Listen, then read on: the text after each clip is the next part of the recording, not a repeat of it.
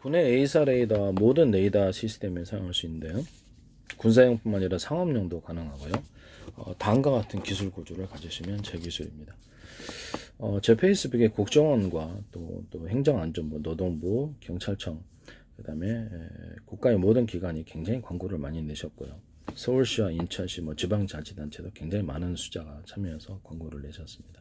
한국은행도 하고, 그 다음에 네이버라든지 마이크로 소프트, 그 다음에 구글, 그 다음에 유튜브 또는 신세계 그룹의 옥시안, 주한미 대사관, 그 다음에 주한미군 활동을 보도하셨고요. 그 다음에 오스트리아 관광청, 그 다음에 카이스트 지적적응협회, 하나그룹 천무 방산그룹이죠. 거기 레이더가 전 제 기술이 들어갔다고 생각하는 사람인데 왜 그런지를 설명을 하겠습니다. 현대 기아차의 자동차의 배터리 격벽 시스템, 그다음 원래는 이제 여러 개로 배터리를 물리적으로 분할해서 하나가 문제가 생기면 산소를 차단시키고 전기를 차단시키는 아니었는데 그것까지는 잘 모르겠어요. 그래서 한 8개로 회사별로 각각 몇 개로 하든지 회사 마음이니까. 그 다음에 거기다 냉난방 시스템을 통해서 일정 온도로 관리를 하고 겨울철에 출력이 떨어지는 문제를 해결하고 배터리에다가 전해질 구조다 보니까 배터리를 현재의 배터리를 갖다가 전해질이 움직이는 관, 이렇게 배터리 안에 전해질이 움직이는 통로를 만들어 가지고 그 안에서만 전해질이 움직이면 외부 충격으로부터 보호를 받고 온도로부터도 보호를 받는다. 이 기술을 사용하시면 제 기술 부자가 되겠습니다. 그리고 흑연, 아연, 음극재든 양극재든 하나의 큰 덩어리가 아니라 여러 겹으로 만드는 기술을 사용하시면 제 기술입니다.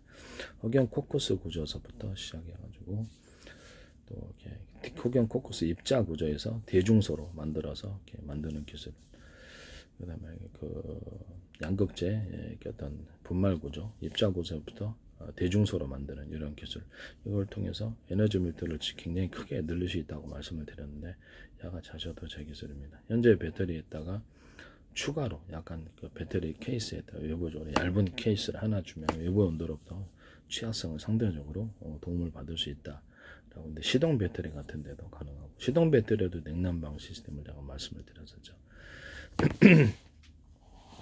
자셔도 제 기술입니다. 지금 얘기를 하고자 하는 것은 레이더에 관한 것으로서 현대 한화의 레이더, 기타 전세계 레이더가 다음과 같은 기술을 사용하시면 제 기술을 침범하신 것입니다. 레이더 도매 숫자가 제한이 있어서 대중소라는 개념이 들어갑니다. 숫자를 많이 집어넣기 위해서. 그래서 큰 어떤 전파를 내기 위해서는 낸판을 낼 때는 그냥 여러 개가 합쳐가지고 내면 된다. 이거 팀별로 목적별로 대중소라는 개념이 들어가게 되면은 몇 개의 참여를 한 나라에 따라서 각각 사방들 다른 데다가 전파를 갖다 다르게 쏠 수 있거든요. 그런데 이제 전 세계를 수천 조분의 수백 조분의 가로세로 높이로 잘라서 0.1cm나 1cm 단위로도 가능하고요. 정확하게 전파를 목표 지점에 쏘는 기술이 정확하느냐 안 하느냐 이 차이거든요. 좌표와 숫자 방식이 반드시 들어가야 됩니다. 나의 위치와 상대방의 위치를 같은 프로그램을 답주하고 있거나 또는 전파를 사방대, 상대방 전투기다 그러면 사방대 쏴가지고 움직이는 방향과 속도, 예측 지점을 예측해서 요격하거나 내가 회피 기동하는 방법인데요. 라이다, 어떤 자동차의 라이다 기술에서도 사용할 수 있습니다. 이거를 부산 메카트로닉스 YTN에서 김창석이신가요? 김창석 이런 교수팀에서 하시고 미국 어떤 라이더 업체에서도 하시더라고요. 이건 제 기술입니다. 여러 군데 쏴가지고 하는 거. 그 중에서도 서로 파행이 될 여러 개의 전파를 쏴가지고 상대방 위치를 파악하는 기술. 이거는 제 기술이라는 거죠. 전파가 뚜렷이 되돌아올 때 내 전파라는 걸 알 수가 있다는 거죠. 이해가 가시죠? 내가 전파를 2개를 이렇게 3개짜리 묶음을 갖다가 상대방 전파에 쐈다 그러면 되돌아오는 파행이 내 거밖에 더 있겠습니까? 그런 파행을 쓰는 거는 묶음 파행이 있으면 없죠. 이 방식은 통신 기술로서도 사용할 수 있어요. 워키토키나 기타 모든 다른 데서 통신 기술로 사용할 때 보다 멀리 갑니다.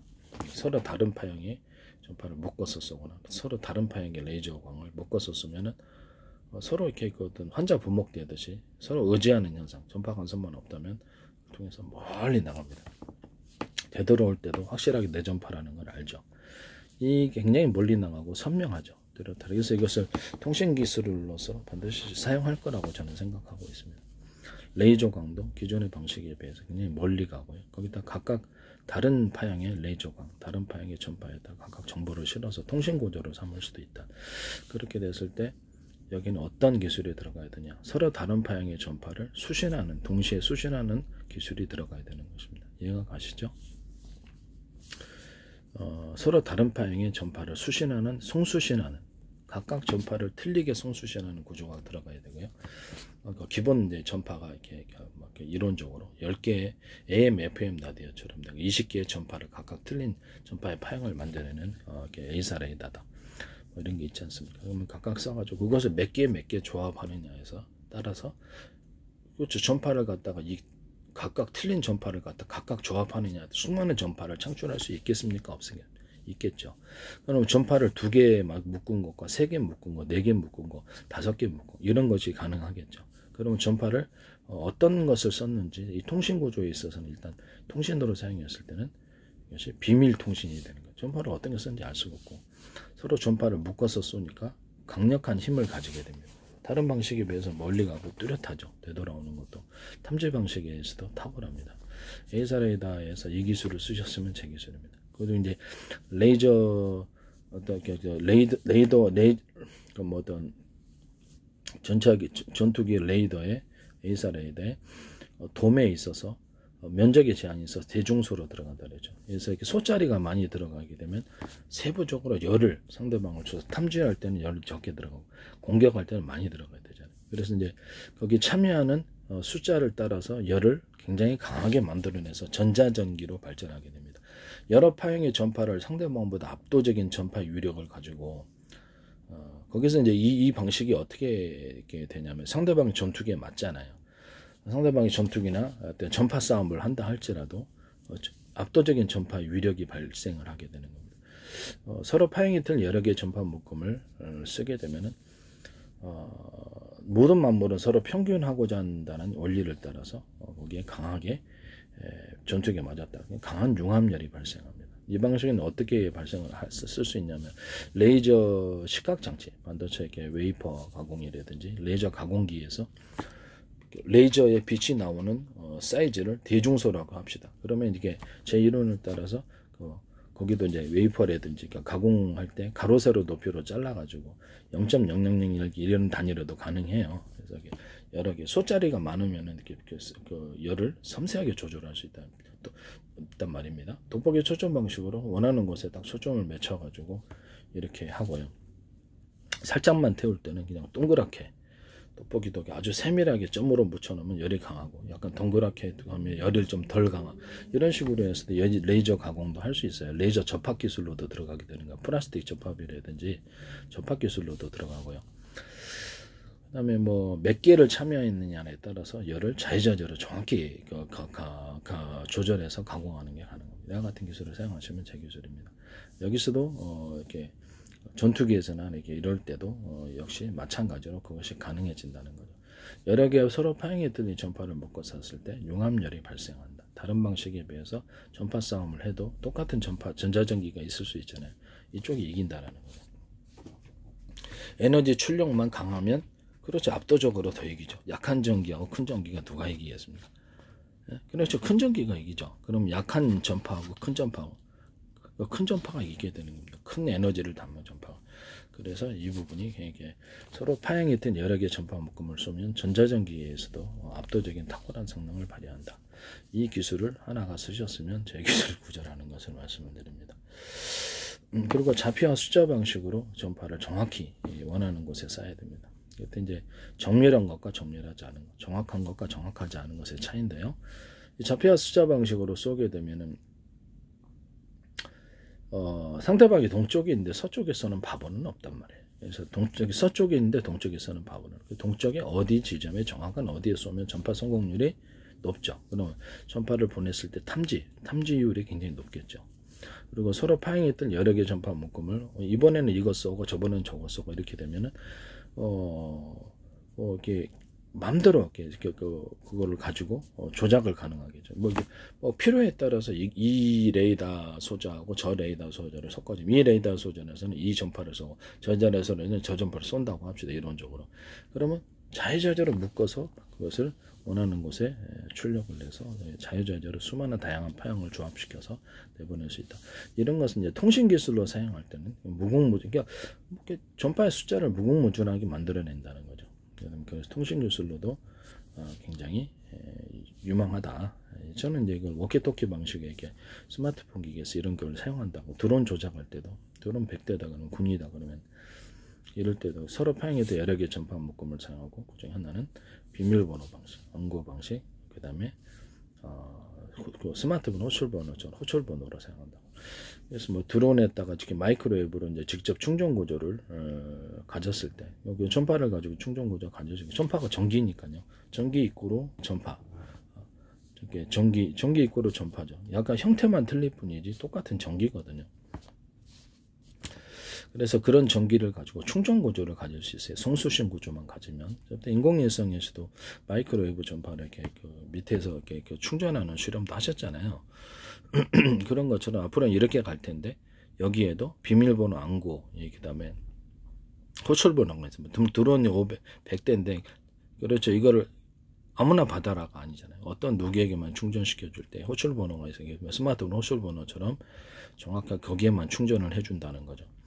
그럼 상대방이 적군이 그러면 내가 쟤한테 충전을 시켜주고 하면서 강력한 전파를 보내서 태워버릴 수도 있잖아요. 드론 같은 기판 태워버린 듯이 이게 전파 공격을 할 수 있잖아요. 그렇기 때문에 그 비밀번호 안구호 방식, 우리가 보낸 전파가 이 파형을 썼는지 저 파형을 썼는지 알 수 없잖아요. 또는 시간대별로 군 같은 데는 틀린 파형을 쓰도록 암호화 시켜 놓는다. 그러면 그래서 그 수신 구조에서 이 시간대는 이런 파형의 전파가 들어와야 되는데 왜 이런 파형이 들어올게, 이런 식으로 해서 충전 구조나 통신 구조에 있어서도 그걸 거절한다는 거죠. 그래서 수신 거절, 일종의 전파의 파형을 가지고도 암호화 시킬 수 있다. 그래서 이쪽 전파여야만 내가 어떤 통신 구조를 통신을 한다든지, 그래서 이렇게 드론으로 조작할 수 있게 해주고, 또 이쪽 전파여야만 내가 충전을 해준다는 거죠. 이해가 가시죠? 이런 기술이 반드시 들어가야 된다. 이 기술 들어가시면 제 기술입니다. 그 다음에 영상 레이더로 발전인데요. 레이저의 도매 숫자가 면적에 제한이 있어서 항상 대짜리, 강한 출력을, 군에서 전쟁할 때는 강한 출력을 내야 되잖아요. 근데 대짜리만 있으면 어떻게 되죠? 섬세하게 사진을 찍지 못합니다. 강한 전파가 들어야 되기 때문에 상대방을 모르게 딱 이렇게 사진을 찍거나 동영상을 찍어야 되는데 강한 전파가 되면 안 돼요. 그래서 소짜리가 많이 들어가야 돼요. 그래서 대중소라는 개념이 들어가게 되는 겁니다. 강력한 전파를 낼 때는 숫자로 다굴 치는 거죠. 여러 개의 레이저가 됐든 아니면 전파를 여러 개를 소자를, 레이더 소자를 동원해서 강력하게 전자전기로서 공격하거나, 탐지할 때는 몇 개만 보내는 거죠. 또 그때 탐지할 때도 이 전파 보내기도 하고 저 전파 보내기도 하고 저 전파 보내기도, 마음대로 이렇게 교란하듯이 이렇게 해서 할 수 있게 합니다. 그러면 상대방이 이 전파는 이 전파가 또 왔네? 상대방이 수신할 수도 있잖아요. 전파에 대해서 파악해서 이런 형태의 전파를 보내는 것이 어디지? 라고, 저쪽인데 저놈인가? 저쪽 전투기가 있군. 그러면 눈치채잖아요. 이번에는 이 전파를 보내고 이번엔 저 전파 보내고 저런 전파를 보내면 헷갈리죠. 헷갈리게 됩니다. 그래서 이런 방식을 선택을 하는 것이다. 여러 개의 레이더의 소자를 각각 서로 그 전파의 파형이 틀린 것을 발생을 시킨다 했을 때, 그것도 하나의 레이더 소자가 뭐 이렇게 하나만 발생시키겠습니까? 여러 개의 전파를 하도록 여러 개의 어떤 전파의 파형을 설계하겠죠. 전파의 파형을 내도록. 그래서 이렇게 수많은 조합이 가능해서 이렇게 눈치채지 못하게 탐지를 하게 하거나 할 때 이제 그렇게 되는데, 전파를 약하게 이제 쏘는 구조를 가졌을 때는 레이더 소자의 숫자가 소짜리가 많아져야 되는 거예요. 이게 영상 레이더로 발전하는 기술인데요. 영상 레이더가 이렇게 앞으로는 박쥐가 초음파를 내 가지고 사물을 갖다가 딱 알잖아요. 그것도 지금 전투기도 이제 모든 초음파는 아니지만 전파를 쏴갖고 되돌아오는 초음파를 통해서 그것을 이렇게 영상을 획득한단 말이에요. 우리가 사진을 찍을 때도 그쪽 지역에서 나오는 그 광을 빛을 갖다가 모아가지고 이렇게 어떤 망원경에서 본다든지 빛이 이제 내 눈에 미쳐야만 방 안에서도 빛 딱 끄면 아무것도 안 보이잖아. 눈이라는 구조가 있어도 우리가 눈이 정상이어도 안 보인단 말이야. 빛이 우리 눈에 딱 상을 맺혀져 갖고 거꾸로 맺혀서 뇌에서 계속해서 아 이거는 의자구나, 이거는 토끼다, 이런 식으로 분별을 하는 비단의 것이 단계. 물 같은 데도 보면 물 같은 데 보면 우리 모습이 딱 보이잖아요. 거울 같은 데도 보면 거울에 빛이, 그냥 거울에 빛을 불을 조명을 끄면은 거울이 있을 줄 알아도 하나도 안 보여요. 빛이 우리 거울에 이렇게 딱 비춰줘야만 우리 사물을 딱 우리가 이렇게 나 자신의 모습을 볼 수 있단 말입니다. 그 빛이 비단에, 그래서 우리 자신의 모습이나 정보를 담을 수 있다는 겁니까? 없다. 있다라는 거죠. 그렇죠? 있습니다. 그래서 이게 전파도 빛도 하나의 전자기파이기 때문에 전자기파이기 때문에 일종의 우리가 파형, 이렇게 이렇게 전파의 파형을 갖다가 보내가지고 여러 가지를 보냈을 때 그 다시 되돌아오는 그것 때문에 우리가 그쪽 사물을 짐작하게 되는 거죠. 이해가 가시죠? 과학적인 현미경 방식으로 해서 보면 직접적으로 보지만 전파를 통해서 어림짐작하게 되는 거죠. 그래서 이렇게 수많은 데이터 학습을 통해서 그 부분에 대해서 정확히 관찰한다는 거죠. 열화상 카메라라는 거 있지 않습니까? 열화상 카메라. 열화상 이렇게 열이 나오는 이렇게 적외선 전파를 사용해 가지고 되돌아오는 것을 이용해서 그쪽에 어떤 사람을 갖다가 보고 그것이 움직이는 것을 보고 그에 따라 해당되는 것을 발견하잖아요. 그죠? 우리가 CCTV 같은 것도 있잖아요. 그러면 밤에도 적외선을, 이게 밤에도 이제 CCTV에도 적외선을 쏜단 말이에요. 써가지고 사물을 분별해. 아무 빛이 없는데도 자체에서 빛을 좀 내요. 빛을 좀 내가지고 그 안에 이제 이렇게 전기가 들어가 있으니까 해서 이렇게 빛을 내가지고 사물을 갖다가 이렇게 자기가 적외선 전파를 통해서 가지고 이게 사람 들어오는 것을 본단 말이에요. 낮에만큼 환하게는 안 보이죠. 안 보이는데 그 전파가 되도록 전파를 쏘면은 상대방을 감지해서 삐삐삐 울려주는 것들도 있고요. 비상경고등 울려주는 경우도 있고, 이렇게 해서 빛을 쏘면은 그쪽에서 감지하거나 탐지를 하거나 어떤 그쪽의 형상을 볼 수가 있단 말씀입니다. 예, 볼 수가 있어요. 그래서 에이사 레이더에서도 최대한 상대방이 눈치채지 못하게 약한 전파를 실은 이런 전파를 보내줘야 되는데 도달 거리가 짧아요. 기존의 전파로는. 근데 이게 서로 파형이 있던 여러 개의 전파를 묶어가지고 쏘는 이런 방식을, 제 방식을 선택을 하게 되면 서로 이제 전파 간섭만 없으면 여기서 멀리 쏴갖고 다시 돌아올 거냐예요. 그러죠? 그러면 전파 소짜리, 여기 레이더 돔의 숫자가 그 면적이 제한되어 있으니까 소짜리가 많으면 영상 레이더가 된다는 거죠. 소짜리가 없으면. 그렇죠. 영상 레이더 기술이 떨어지겠죠. 좀 화면이 전파를 많이 쏴가지고 많이 들어오면 보다 명확한 화면이 나오게 되는 거, 영상을 얻게 되는 거고, 이렇게 적은 전파를 쏘면은 그렇게 영상이 영상이 제대로 나올 수가 없죠. 많은 전파가 돌아와서 이렇게 수신을 해야지 영상이 제대로 정확도가 높다라는 거죠. 망원경에서 우리가 이렇게 어떤 것을 관찰하거나 이렇게 할 때도 망원경에서 돌아오는 숫자를 빛을 갖다가 많이 흡수하기 위해서 볼록 렌즈를 쓰신단 말이에요.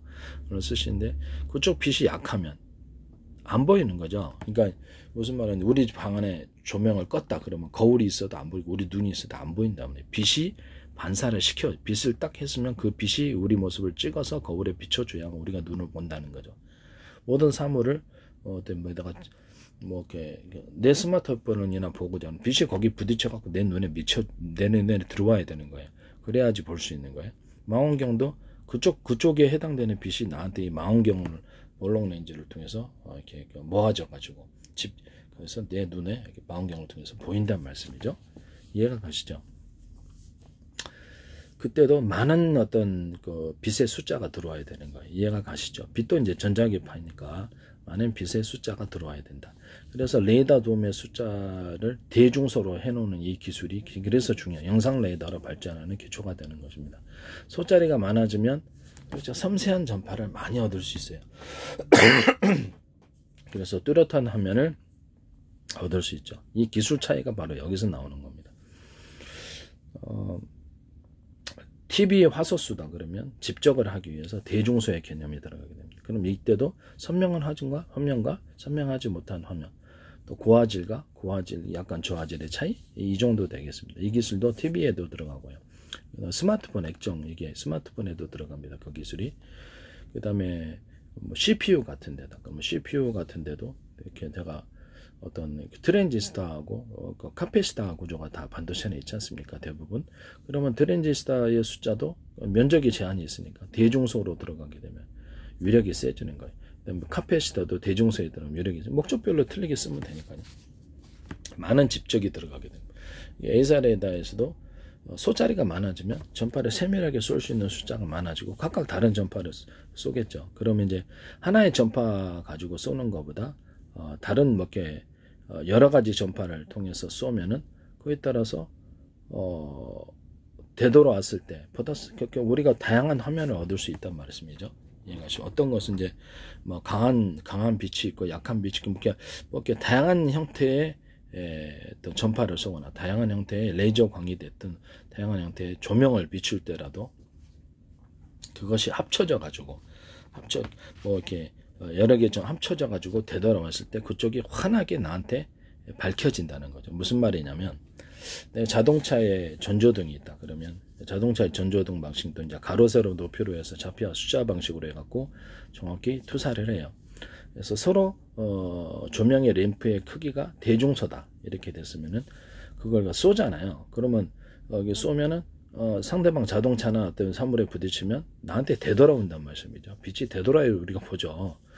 되돌아오지 않으면 이게 안 보이죠. 빛의 이제 직진성 때문에 이렇게 되돌아와요. 반사 그러잖아요. 그걸로 우리가 반사 놀이 하잖아요. 이렇게 상대 우리가 반사하면 상대방 서로 이렇게 신호를 저쪽에서도 내 거울로 반사해가지고 신호를 주고받고 하잖아요. 빛 신호를 가지고 빛을 이렇게 주고받을 수 있단 말씀이죠. 그래서 그쪽에 내가 상대방 그 어떤 자동차에 조명을 비췄으면 거기 반사되어서 나한테 돌아오는 거예요. 그래야지 우리가 사물을 볼 수 있는 거예요. 그러죠? 그래서 그때 이게 장점을 가진 조명의 램프가 대중소 이게 틀린 것을 넣으면 강한 융합빛이 생기게 됩니다. 이해가 가시죠? 그래서 레이더 소자의 소자의 대중소가 이게서 중요해요. 대중소로 해서 쏘는 것과 그냥 똑같은 크기의 또 전파를 쏘는 것과는 영상 레이더에서 영상 획득에 있어서 굉장히 정밀하고 고선명의 화질이 나오거나 또는 저화질이 나오거나 이 차이가 나오는 거예요. 그래서 제가 대중소 기술이 영상 레이더에 있어서도 하나도 이 기술을 쓰시면 제 기술이다 이 말씀이죠. 이해가 가십니까? 네. 전파도 거기서 강하게 융합 전파가 되어서 사물을 강하게 이쪽으로 돌아오게 된다는 뜻이죠. 이해가 가시죠? 확연하게 그쪽을 비춰준다 이렇게 좀 완전히 똑같은 건 아닌데 확연하게 그쪽을 파악할 수 있다. 탐지 구조. 다른 방식에 비해서 여러 개의 전파를 쏴서 그쪽을 상대방의 전투기를 탐지한다. 또는 다른 방식보다 여러 개의 전파를 쐈을 때 그쪽의 영상을 좀 더 선명하게 획득한다. 이 기술이 되겠습니다. 이와 같은 기술을 사용하시면 제 기술 구조가 되겠습니다. 이건 제가 처음으로 만들어낸 거고 어떤 누구하고도 저는 연구를 같이 하거나 어떤 누구에게 협의를 해보거나 전화를 통화를 해보거나 이런 단매 기술을 보거나 해본 적이 없습니다. 저는 제 독창적인 아이디어와 기술이고요. 팬티 하나에 구멍 뚫고도 전 세계 특허 났습니다. 그래서 이게 단순한 아이디어라도 전 세계 특허고 단순한 아무리 기술이라도 전 세계 특허인 것입니다. 아무도 생각하지 못했을 때 그렇죠. 이런 기술을 제가 다시 한번 말씀을 드립니다. 통신 기술로 사용할 때도 이게 구리선 안에 동축 케이블이라는 구리선을 대중소라고 해요. 그 동축 케이블 유선 안에서도 주파수 방식으로 형성되어서 어떤 증폭기 없이 보다 멀리 갑니다. 그러면 광섬유 안에서도 서로 굵기가 틀린 어떤 그 광섬유를 썼다. 그럼 이것도 왔다 갔다 빛의 증폭 구조와 주파수 구조로 광이 완전히 바뀌게 됩니다. 레이저 광이 조사기든 레이저 광을 쓰시든 어쨌든 간에 이와 같은 기술을 사용하시면 제 기술입니다.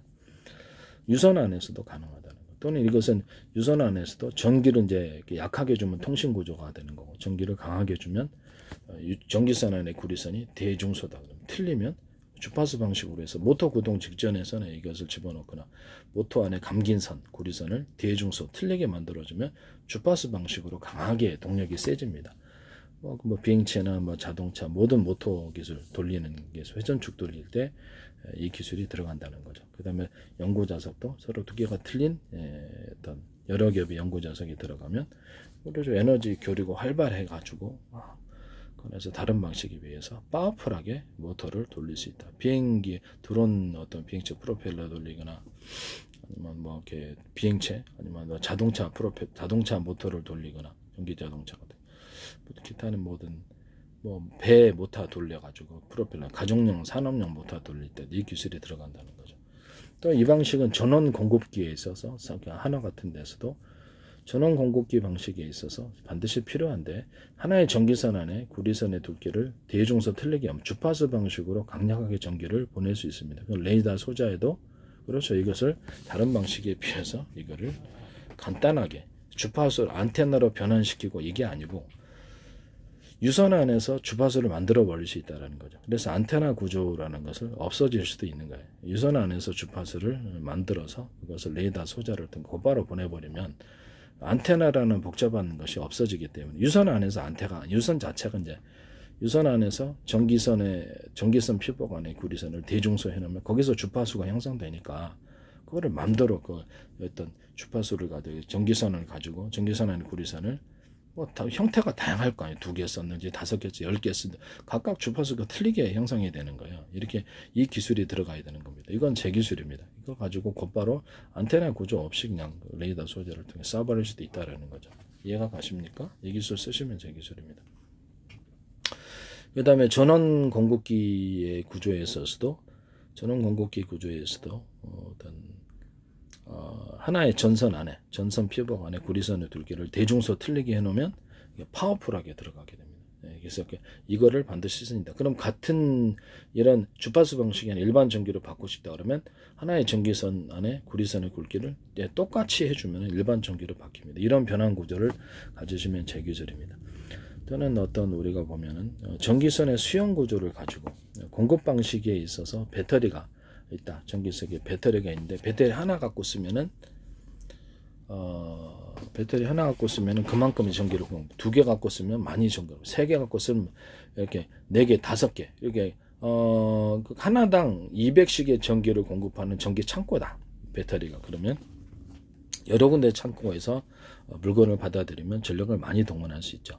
이걸 가지고 전력을 이렇게 속도라든지 파워를 조절할 수 있습니까? 없습니까? 있죠. 그런 방식을 사용하시면 제 기술이 되겠습니다.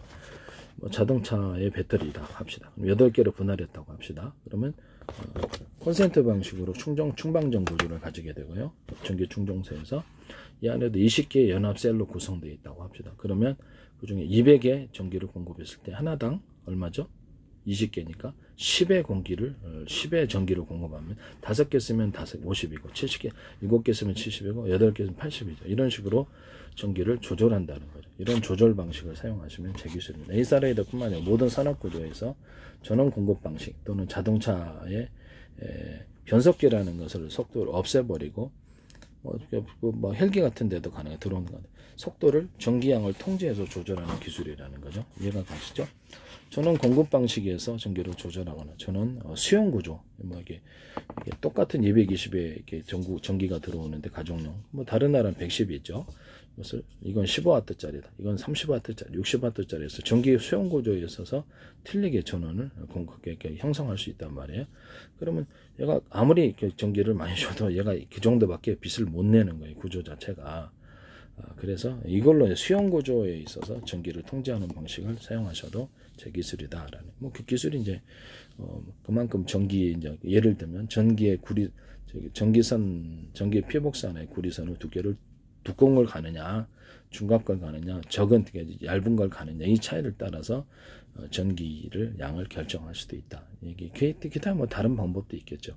전기 양을 결정할 때 공급 방식에서 또는 수용 측면에 있어서 전기양을 각각 다르게 주는 기술이 이 전원 공급기 방식에 들어가는데 에이사 레이더에도 이게 들어간다라는 거죠. 이해가 가시죠? 이걸 하시면은 하나의 하나의 레이더를 에이사 레이더를 제 기술이라고 생각하는 사람, 영상 레이더도 제 기술이라고 생각하는 사람입니다. 네. 그리고 금속 배터리라는 개념이 들어가는데 전력이 세게 커지면 기존의 어떤 배터리 구조로는 좀 힘들어요. 그래서 이렇게 제 방식의 금속 배터리가 들어갈 수 있는데 구리판이다. 아까 알루미늄 판이다 그러면 대중소 들어가요. 이렇게 뭐 나노 구조로도 알갱이를 집어넣어 주는 거죠. 또는 뭐 이런 줄을 그어 주는 식으로 구리선이 있는 것처럼 줄을 대중소 틀리게 들어가지만 주파수 방식으로 전기가 축적이 돼요. 우리가 금속을 잘못하게 이게 전기 흐른 줄 모르고 만졌다가 감전사가 죽었다는 뉴스 나오죠. 금속의 전기가 저장이 돼 있으니까 그러겠죠. 흐르니까. 그래서 이렇게 금속 배터리의 개념이 나오게 되는 겁니다. 이거를 이렇게 해가지고 금속 용량을 덮어가지고 하나의 판으로 만들고 절연 구조를 갖춰서 수십 장이나 수백 장으로 겹쳐서 배터리로 만듭니다. 이거는 이제 태양광 발전할 때도 태양 전지판으로도 쓸 수 있어요. 흑색, 검은색을 칠해가지고 그때는 이제 여기에다가 전기선을 갖다가 이렇게 전기선선 피부관에 있는 구리선을 그다음에 전선 피부관에 있는 구리선을 대중소 틀리게 준다는 거죠. 그다음에 그렇게 되면 주파수 방식으로 전기가 이렇게 들어왔다가 주파수 방식으로 송전이 되는 구조가 되는데 태양빛을 조사하잖아요. 태양빛을 조사할 때 방송국 반사판처럼 해가지고 이렇게 수십 장을 여기다가 빛을 집중시켜 준다 그랬죠. 그러면 여기가 전력이 주파수 방식으로 이렇게 전력을 딱 걸어주잖아요. 그러면 빛이 이렇게 유도가 돼서 전기로 바뀌어지는 율이 굉장히 높아집니다. 이게 태양광이나 태양빛, 태양광 이렇게 발전할 때 들어가는 기술. 이와 같이 하시면 제 기술이 되겠습니다. 그 중에 이제 하나는 여기다가 이렇게 뭐 어떤 모터 이게 뭐죠? 자동차 폭발 행정 방식으로 해가지고 이렇게 자동차 회전축을 갖다가 석유로 돌리기도 하고 뭐 이렇게 전기로 돌리기도 하잖아요. 그러니까 자동차가 굴러가죠. 그 방식으로 해가지고 전기를 발전시킬 수 있다가 제 이론인데요. 전기를 만들 수 있는 거죠. 그래서 뭐 자동차에다가 감아놓든지 어디든 간에 이것을 자동차 뭐 석유로 돌리든 간에 전기로 돌리든 돌려주기만 하면 되는 거예요. 이렇게 회전축이 50m짜리도 있고 100m짜리, 30m짜리도 있고 그 이상도 있을 수 있어요. 서로 돌아가는 회전축에 서로 굵기가 틀린 구리선들을 많이 배치해놔요. 감아놓고 그 위로 서로 두께가 틀린 연구자석들을 많이 감아놓습니다. 한 겹 큰 덩어리보다는 여러 겹을 쓰는 기술이 중요한 기술이에요. 그래서 그걸 갖다 전기를 딱 이렇게 자동차 폭발 행정에 석유를 썼든 전기를 썼든 뭐가 상관없어요. 돌아가기만 하면 되는 거예요. 돌아가면 여기 전기가 생산됩니다. 그때 이게 전기 송전선 구조는 전기선 피부관의 구리선이 대중소 굵기가 틀린 구리선을 쓰면 주파수 방식으로 생산되고 주파수 방식으로 송전이 되는 구조를 가지고 있습니다.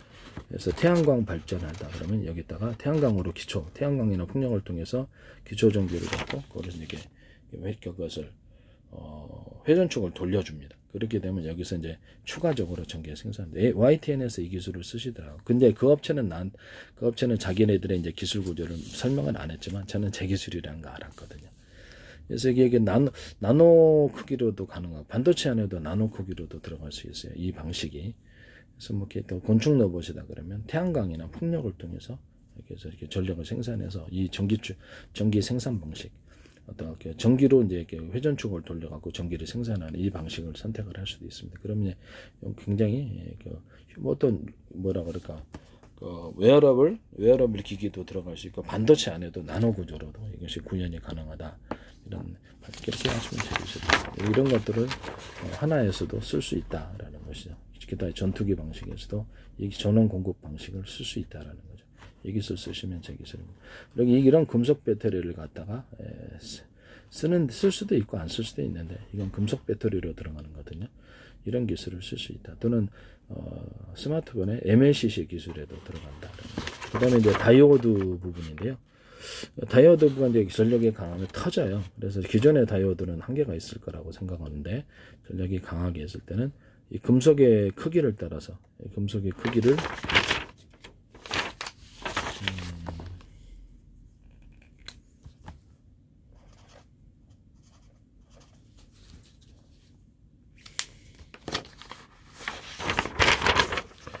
금속에 전기를 이쪽으로 흘려주잖아요. 그러면 이쪽으로 이게 작고 중간 크기를 따라서 대중소의 금속이 또는 얇은 얇게 어떤 금속의 두께를 따라서도 이런 구조가 가능한데요. 압력밥솥에 3중 압력밥솥이라고 그러죠. 바닥이. 그러면 맨 밑에가 두꺼운 거, 그 다음에 두꺼운 거, 중간 거, 그 다음에 맨 위로 얇은 것이 들어가요. 압력밥솥에서. 그러면 얇은 쪽으로 열이 흐르게 됩니다. 전기는 작은 것에서 큰 것으로 흐르게 되고 또는 얇은 쪽으로 흐를 수 있어요. 여기서는 일단 대중소라고 합시다. 크기를 따라 이렇게 소중대입니다. 그래서 이쪽으로 전기를 흘려보내주면 이 대자리로 전력이 흘러가게 되는 것입니다. 이해가 가십니까? 대자리로 전기가 흘러가게 되고요. 그러면 여기다가 추가적으로 전기 유인을 위해서 이게 구리선이라고 합시다. 구리선은 여기다가 이렇게 대남 매듭구조 마디구조처럼 두터운 부분을 점을 찍어줘요. 이게 반도체 회로에도 이런 기술이 들어갈 수 있어요. 점을 찍어주면 거기가 이제 카패시터가 되는데 전기 줄다리가 되는 거예요. 이렇게 되면 이게 다이오드가 되는, 금속 다이오드가 되는 거거든요. 이건 금속 다이오드는 전 세계적으로 처음으로 발표를 한 거고요. 그다음에 여기서 이렇게 전기를 갖다가 언오프 시키 조명처럼 조명수를 언오프 시키면은 여기든 그것이 트랜지스터 구조가 가지게 되는 겁니다. 이와 같은 기술이 들어갈 수도 있다. 하나 A사 레이더뿐만 다른 A사 기술에 이것이 들어갔으면 제 기술입니다. 그다음 냉각 방식에 있어서 순행식과 공냉식을 같이 쓰는 이런 냉각 방식을 사용하는데 그 중에 하나는 에어컨처럼 어떤 냉장고처럼 차가운 공기를 인위적으로 만들어 갖고 거기다 쏘는 방향. 그 다음에 또 하나는 열이 발생하는 그 여론을 거기서 공기를 진공청소기처럼 흡입을 해가지고 다른 외부 여러 군데로 외부로 빼버리는 이런 냉각 방식을 사용할 수도 있다. 그 다음에 어떤 순행식이다 그러면 거기 순행식의 부동액이 이제 물이 됐든 뭐가 됐든 부동액이 됐든 하나의 관으로 이렇게 도는 게 아니라 여러 개의 관으로 도는 구조를 가진다는 거예요. 하나의 관에서 물이 나와서 지키느니 5개가 낫다라는 거죠. 좀 더 숫자를 많이 해서 5개로 한다. 그리고 이제 거기 보면은 이렇게 부식만 안 된다는 전제 안에서 순행식이다 그러면 팬을 둬가지고 금속 팬을 둬서 물을 휘저어줘요. 그러면 그 안에서 물이 차가워집니다. 계곡의 바람이 보면 차갑고 물살이 센 곳에 물이 더 차갑습니다. 이런 기술 구조를 가진다는 그래서 팬을 돌려준다. 그 다음에 여기다가 추가적으로 제장식의 어떤 히트파이프 원리를 따라 금속 냉각물질로 이렇게 해가지고 히트파이프 원리를 따라서 추가적으로 식혀줄 수 있단 말이에요. 이런 냉각 구조가 여론에 들어가거나 이 부동액이나 물을 다는 순행식 방식의 겉에 외부 구조로 사용되면 보다 차가운 물을 얻을 수 있다라는 거죠. 또는 그 안에다 자갈 같은 거 넣어도 괜찮고요. 자갈과 비슷한 어떤 구조를 넣어주면은 보다 에너지가 차가워지게 됩니다. 이런 기술을 냉각 방식으로 사용하시면 제 기술이다라는 것을 말씀을 드립니다. 전 세계 모든 A사 레이더와 모든 레이더 기술 또는 이런 기술들이 이런 레이더 기술 아니더라도 다른 데 들어가더라도 제 방식이라는 것을 말씀을 드립니다. 저는 하나의 어떤 전화 통화 한 번도 해본 적도 없고 우리 제 페이스북에 광고만을 하셨을 뿐 천무 수출하셨더라고요. 거기에 다 기술 다 써놨죠. 기술 다 써놨고요. 그래서 글로써 써놨고 영상으로도 있고 유튜브에도 있고요. 유튜브 주소도 다 써놨습니다. 제가 전화번호도 기재해놨고 제가 거기 회사의 기술을 어떻게 알겠습니까? 그렇죠. 기밀인데 이런 부분을 말씀을 드립니다. 왜 내 기술이 거기 다 모였느냐라는 거죠.